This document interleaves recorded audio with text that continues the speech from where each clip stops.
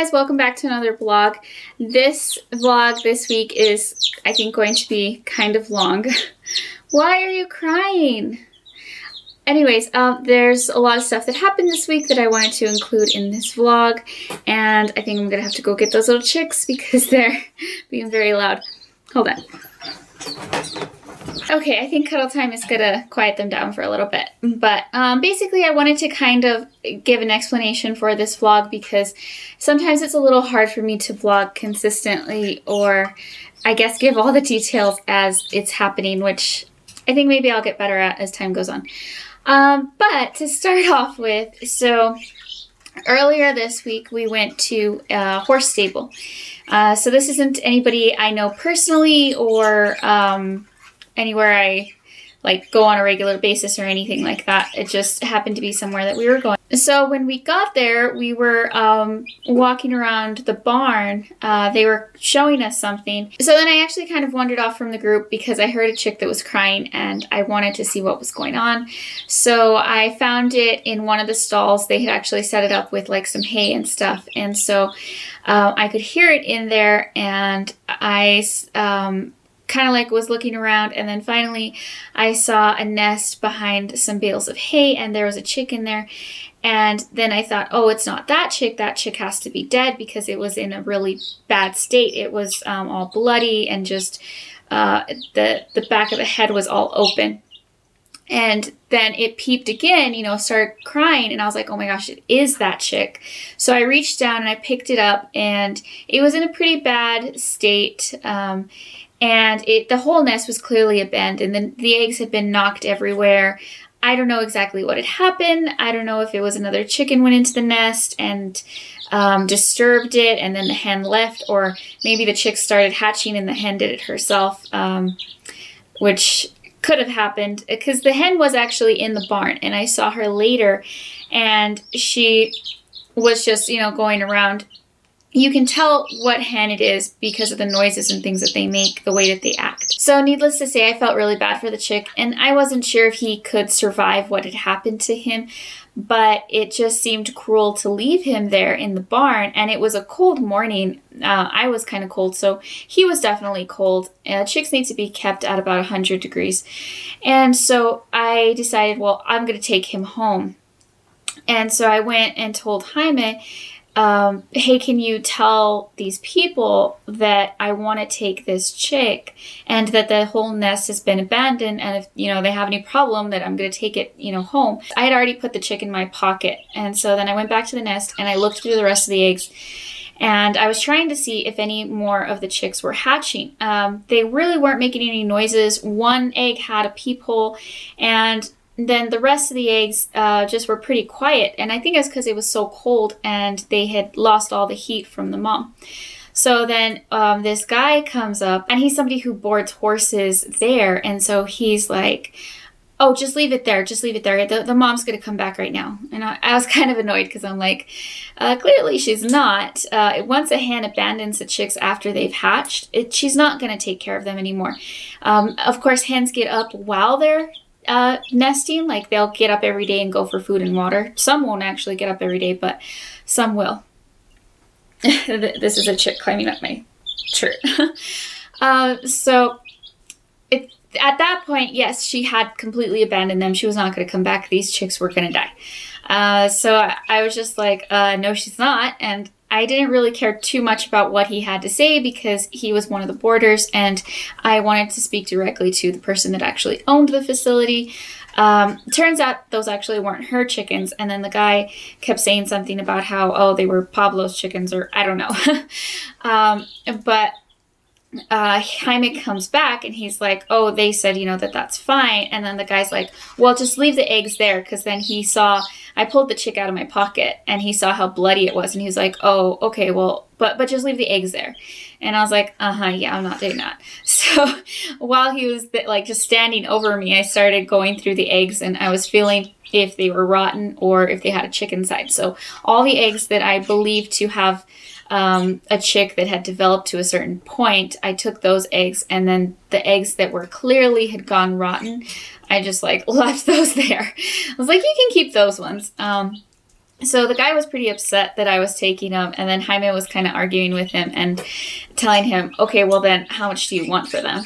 And then the owner of the property comes up, and then it just, I guess, was kind of awkward, and the guy was like, okay, whatever. And I put the rest of the eggs in my pockets and left.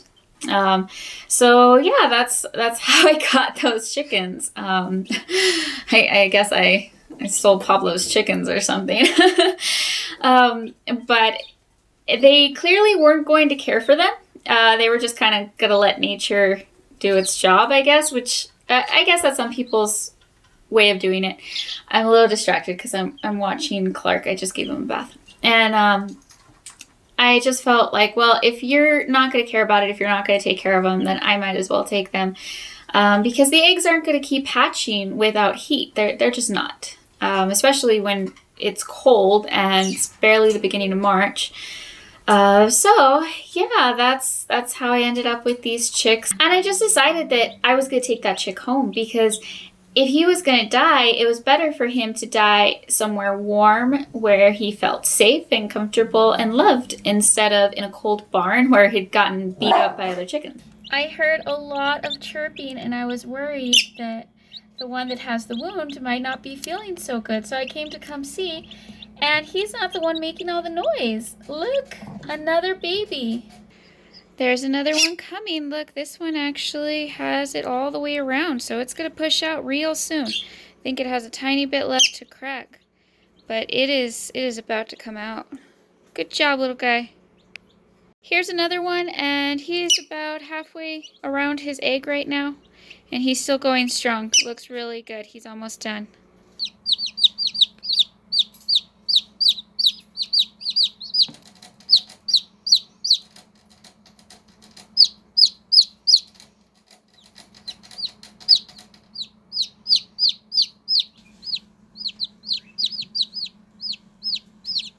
They're both about to come out. The other one's pecking at it. Really yeah, but this one just needs a few more good pushes and it'll be out. Oh.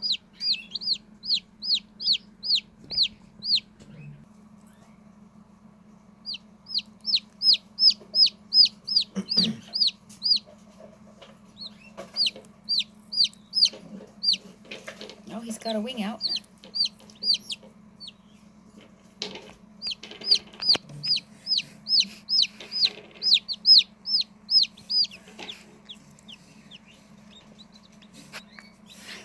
He's okay.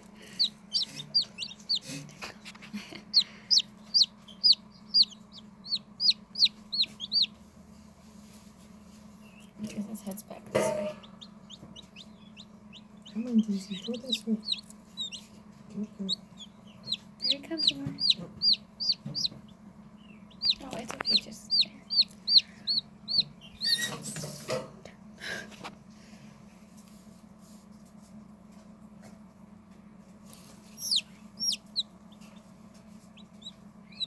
That's how they're coming out. And that's what we're waiting for them to come out like that. He's like, I came out like that. Yeah, you came out of your egg. Look at that, it came out There of it is. Oh my god!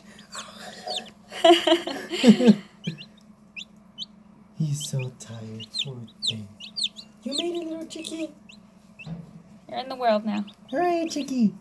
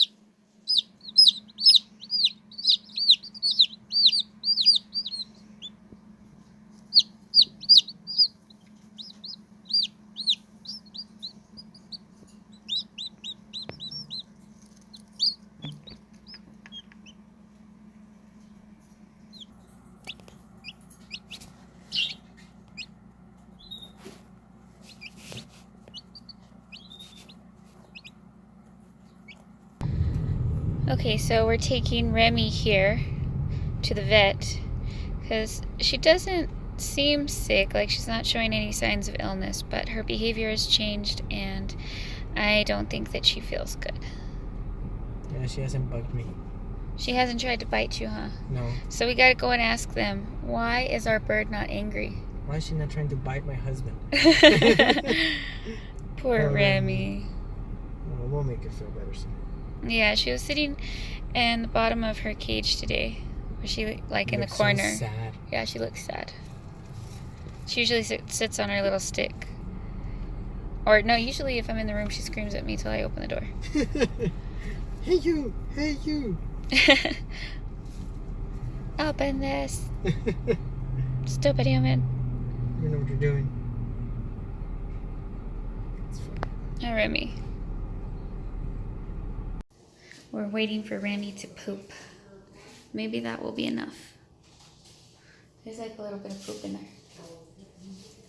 I don't think that's enough. I don't even think you can even tell what's in there. Poop, Remy. She's like, okay. If you were sitting on me, you'd poop. You gotta put her in your hair. Put her in my hair? Yeah.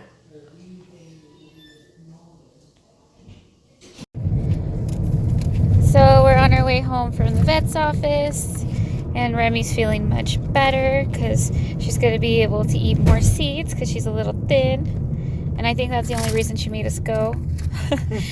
But no, really, we're still waiting to see exactly what's making her not feel so good. We had a fecal sample run on her. The vet didn't want to do blood right away just because you can't get very much blood from these animals since they're so small. But we're going to do a fecal sample and see what happens with that. And then we also got her some antibiotics. And we also stopped by the mailbox and got some of my fan mail. So I'll probably open that in this video. And what do you think about Remy going to the vet? I think she was just like, okay, I'm gonna go ahead and make him feed me more. You think that was the end goal here? Yeah, and she pretended to be super skinny. And then Barry right now is going to be like, I feel faintish. Yep. I need sunflower seeds. Pretty much. All right, so I got my Chewy shipment in, so I thought I would unbox them all for you right now. And you can probably hear the chicks chirping in the background. But anyways, I was going to tell you guys that I'm a Chewy influencer now, so that's really cool. And basically, I'm going to be showing you guys some products from Chewy every month, talking about them, giving a review. So I get these products free, well, some of them. I also do order a lot of stuff from Chewy, so I'll let you know which products I get for free from them.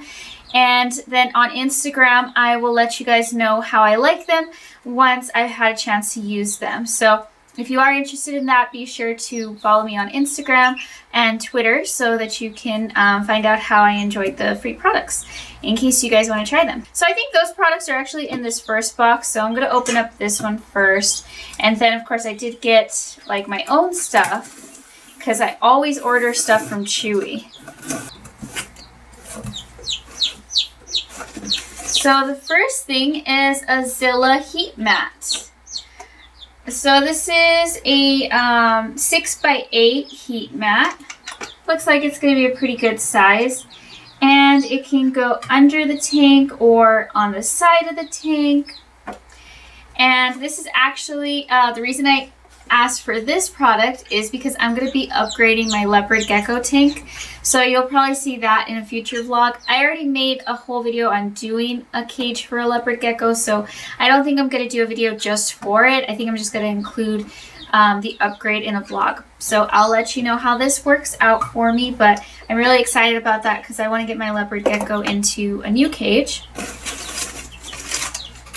And then here we have Wild Frontier, ancestral inspired high protein grain free cat food. So I'm really excited about trying this one because I actually use Nutro dog food for the puppies when I had all the puppies, and I was using that puppy food and I really liked it for them. So I wanted to try this cat food because my cats are very picky.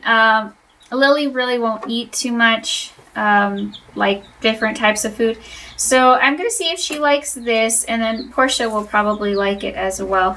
But the reason I picked it is because it's grain-free. It doesn't have a lot of bad ingredients. Nutro is just like amazing. They have a lot of like organic, non-GMO dog foods and stuff like that. So I wanted to try their cat food. So I'll let you know how I like all of this. And then let's see my order.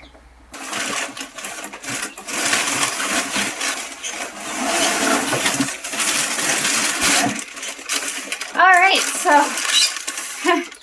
this is the Fluval substrate for fish tanks. So this is a little hint at an upcoming video that will hopefully be up within the next couple of weeks. So then a few days later, after having the chicks for a little while, I was feeding the chicken that was hurt. He was actually kind of blind. His eyes were swollen up. He still had them, but he had received damage to one eye, and then the other eye was just swollen shut. I was feeding him, caring for his wound, keeping him comfortable, making sure that the back of his head didn't hurt too much. And then after a few days, he did pass away. But he passed away in my hands while he was asleep, and it was actually a really peaceful death for him. And I find his story to be very amazing because he was such a fighter. He really was trying so hard to stay alive. And because of that, because he tried so hard, I actually found the rest of the eggs and was able to take them home and get them to hatch. So without him, if he had just given up right away, the rest of the eggs would have never hatched. They would have never even come out of the egg. And so I think it's actually a really beautiful story, even if it did have a kind of sad ending, happy and sad ending. So then after he had passed away, another egg was hatching, and that chick needed some help. All of these chicks hatched on, well, 3 of the chicks hatched on Monday, and then 2 of them hatched very much later, one on Thursday and one on Friday. And so the one on Thursday needed some help. I got it going, and then it actually, I took off some of the shell, and then it seemed to have a little bit more energy and kept going. And then that one hatched. And then the last egg, finally it was on Friday, and it had been peeping for over 24 hours. And nothing had happened. He hadn't even made a peephole. So I decided to go ahead and make the peephole for him. So basically what this means is I'm gonna link some information down below from a website that really goes into detail about this. I thought the information there was really good.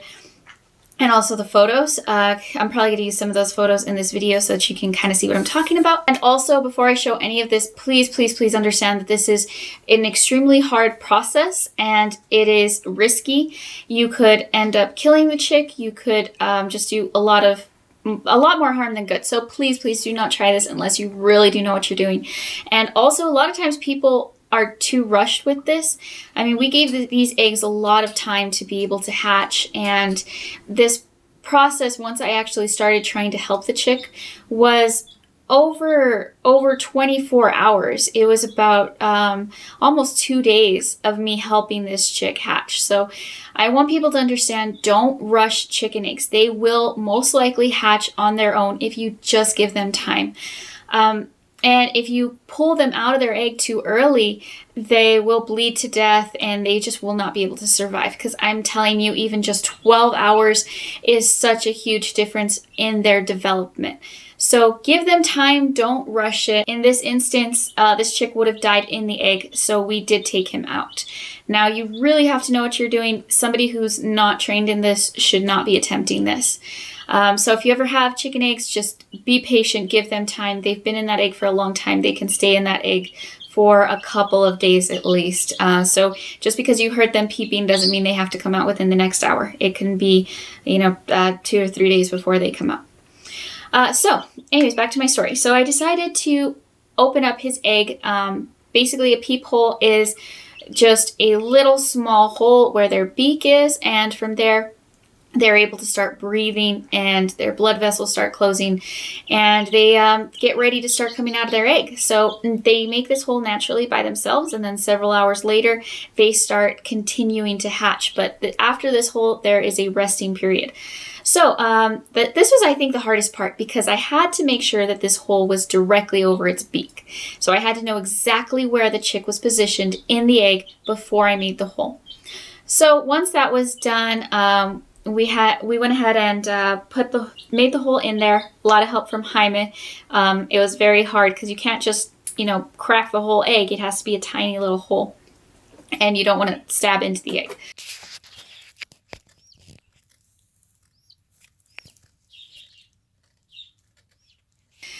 So we did that, and then I gave him a resting period, and I let him rest for about 8 hours. He did not continue to try to hatch. So from there, what I did was I started going around the egg, taking off the shell. So there's the shell, there's an outer membrane, an inner membrane, and then the chick inside. So at this point, I only took off the eggshell. And then also during this whole process, I tried my best to keep the humidity up for them. Of course, the humidity had probably already been too low that it was going to be hard to actually make it help at this point. The eggs were outside, the humidity was too low. So when I brought them in, I raised the humidity. So from there, I went all the way around, removing the eggshell, leaving the outer membrane and, of course, the inner membrane. And then I waited several hours, and he did not try to keep hatching. So at this point, what I started doing was removing the outer membrane and seeing how he looked inside. So basically, this lets me be able to see if he is ready to hatch or if he still needs time. And if he is ready to hatch, then we realize that there's something wrong. There's something keeping him from coming out of the egg, and we try to help him out. So then I started working on removing the inner membrane after several hours. This was already, I guess, a day and a half into the process. So here's a video of how I did this. And remember, please don't try to attempt this. It was very difficult, very slow going, but here's everything that happened.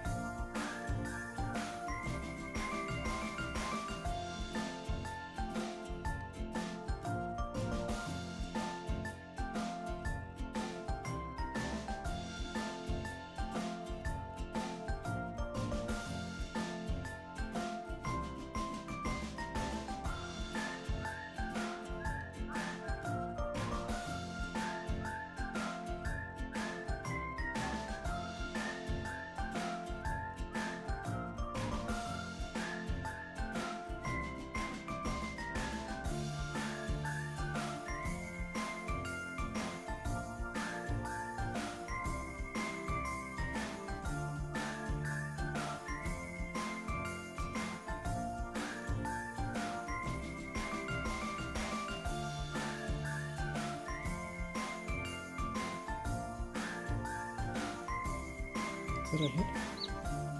It's heads over.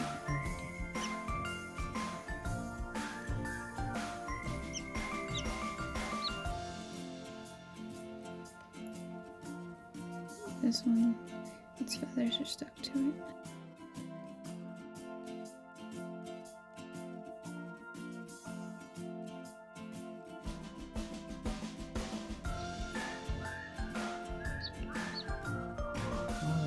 Okay.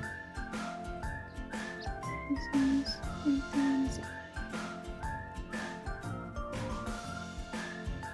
It's past his eye. I know, that was scary.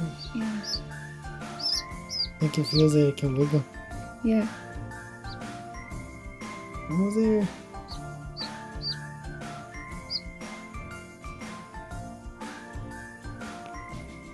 This is such an interesting thing. Mm-hmm.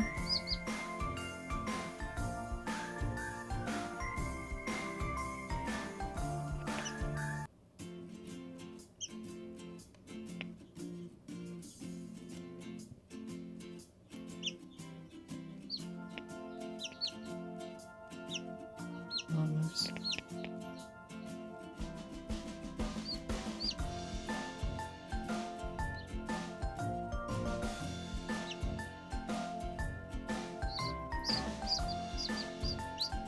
I think it's gonna come out when this is off. Yeah. Here it goes.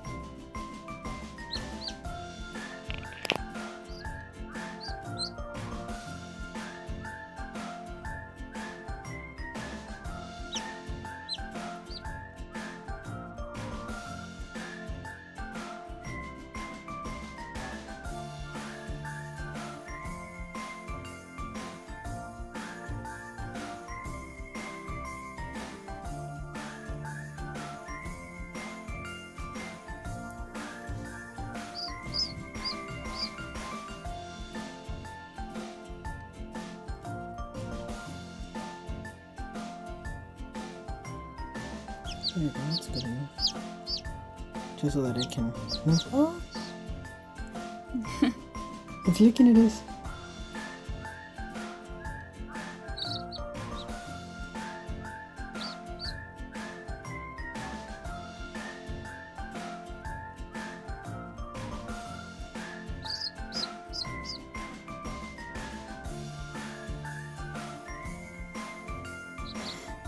Hi!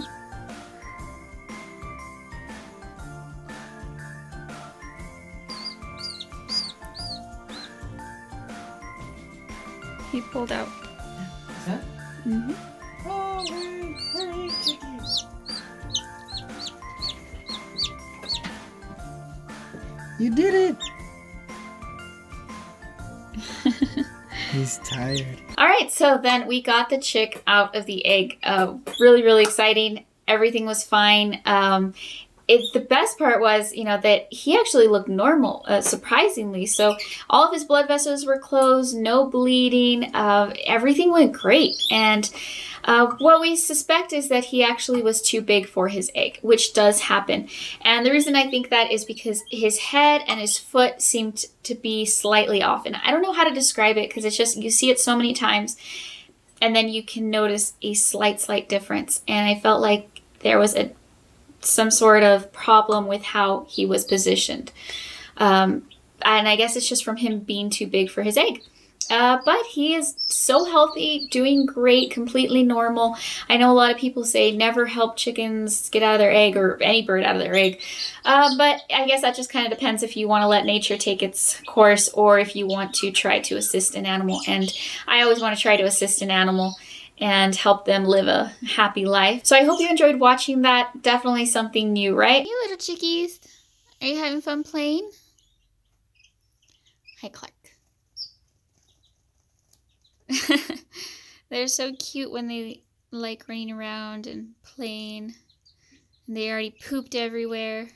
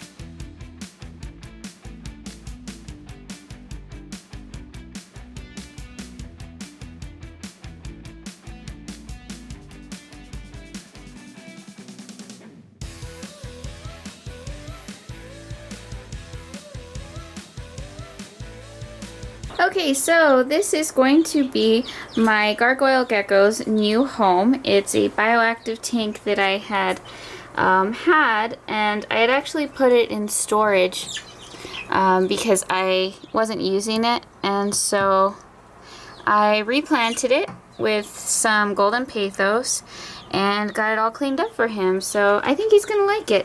It's a 10-gallon tall tank, so it's not gonna be a permanent home for him. But he is really small right now, and I think that he's way too small to actually put into a larger terrarium. So I'm going to use this for a while, at least until he gets bigger. I'm actually already nervous about using this because I feel like sometimes it might be hard to find him. But he's been eating great and everything, so I think he'll be fine in here. Okay, so here he is in his little toilet paper roll, and I think he might be getting ready to shed because he looks a little gray, so I'm gonna put him in here and see what he thinks. Come on, buddy. Yeah, get out of there. There we go. He is so bright. It's such a big contrast, his red and orange colors up against all of this brown. Now, I got this gargoyle gecko from Tiki's Geckos, which I will link all that information in the description. And some people were concerned about his tail. Clark, what are you doing? Some people were concerned about his tail having some kinks, but there's about like one little kink left in it. It's pretty common for them to have that right after they hatch. His tail's straightening out just fine, so not really a problem. But definitely be sure to check out Tiki's Geckos on YouTube. I will link all of that information. Thanks so much for watching this video. I hope you enjoyed today's vlog, and I will see you guys in the next video. Bye!